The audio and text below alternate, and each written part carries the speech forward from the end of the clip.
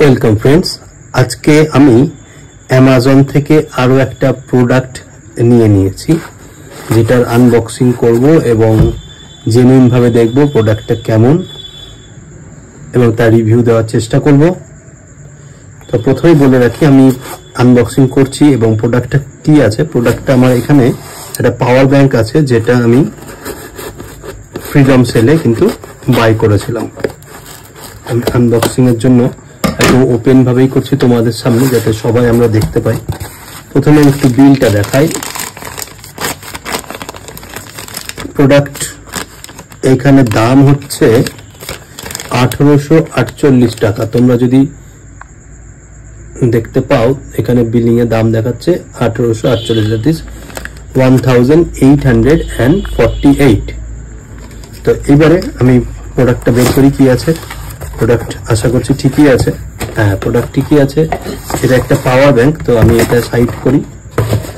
এটা এমআই এর power bank, নাম লেখা আছে MI, that is MI power bank 20,000 অর্থাৎ 20,000 mAh এর একটা ফাস্ট চার্জিং পিডি চার্জিং একটা পাওয়ার ব্যাংক।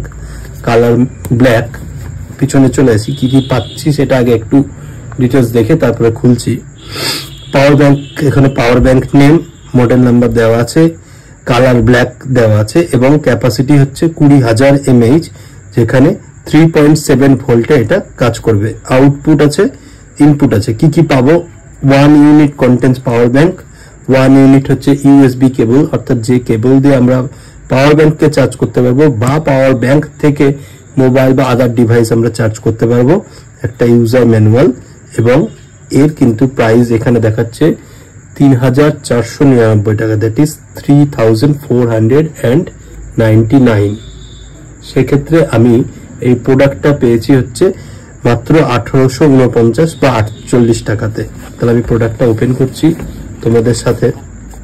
দেখতেই পাচ্ছ সিল আছে। এই সিলটাকে আমি প্রথমে কাটবো।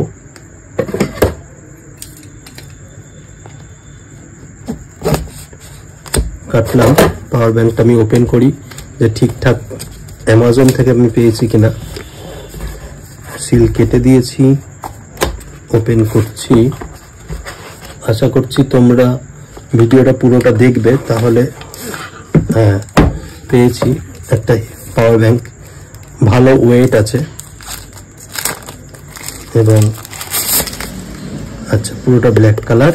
এমআই এর ব্র্যান্ডিং দেওয়া আছে, এখানে পরিষ্কার দেখা যাচ্ছে এমআই। পিছনে কিছু নেই, সাইডে একটা বাটন, ব্ল্যাক বাটন, যেটা দিয়ে পাওয়ার ব্যাংক অন অফ হবে। ঠিক মাথার এখানে যে অন করেছি সাথে সাথে ব্লিঙ্ক হচ্ছে। এই যে এখানে ব্লিঙ্ক হচ্ছে কানেক্টর গুলোতে।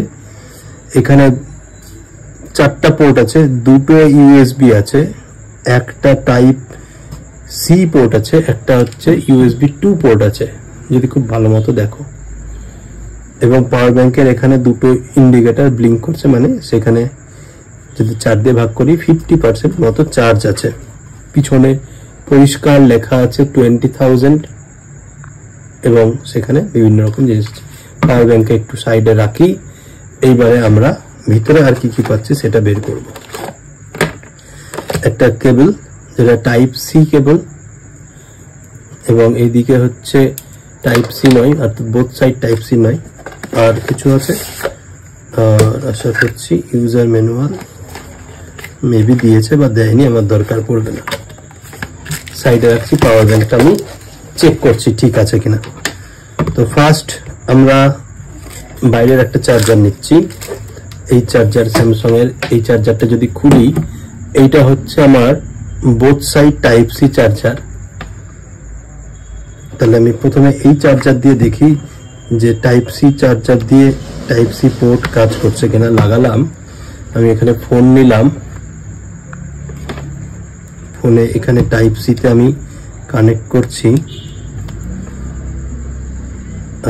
এই যে এখানে কিন্তু আমার চার্জ হচ্ছে। তোমরা যদি ভালো করে দেখো এইখানটাতে আমার চার্জ হচ্ছে, দ্যাট ইজ পাওয়ার ব্যাংকের এটা পোর্ট কাজ করছে। সাইড করলাম। এটাকে সাইড করি।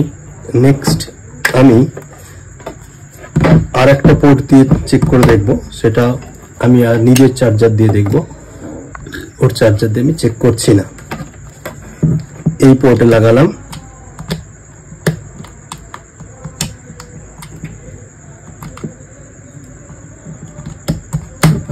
নিয়েছে। আবারও এইটার উপরে এক্সপেরিমেন্ট করব। প্রথমে স্ক্রিন লক করলাম, দিলাম, দেখা যাক। হ্যাঁ, চার্জ হচ্ছে। এইখানে কানেক্ট চার্জের আমরা দেখতে পেলাম, দ্যাট ইজ এই পোর্ট কাজ করছে এবং 84% আমার চার্জ আছে। খুললাম। ওকে, নেক্সট এইটাতে আমি কানেক্টরটা দিই। হ্যাঁ, দেখো এই পোর্ট কাজ করছে, চার্জ হচ্ছে। তাহলে আশা করছি সবগুলো পোর্ট 1 2 3 4 সবগুলো পোর্টই কাজ করছে। আমি এটা খুলে নিলাম কারণ আমার ফোন যথেষ্ট চার্জ আছে। এইবারে দেখবো এই পাওয়ার ব্যাংকটার এই অন অফ বাটনটা কাজ কিভাবে করে। এটাকে প্রেস করে ধরে রাখলে পাওয়ার ব্যাংকটা অফ হলো, অর্থাৎ এখানে 4টা লাইট ব্লিঙ্ক করে পাওয়ার ব্যাংক অফ হলো। আবার যদি প্রেস করে ধরে থাকি আশা করছি অন হবে। অন হয়েছে। এবার আমি পাওয়ার ব্যাংকটাকে চার্জ দিয়ে দেখবো পাওয়ার ব্যাংকটা চার্জ নিচ্ছে কিভাবে। আমি একটা কানেক্টরের সাথে প্লাগ ইন করলাম।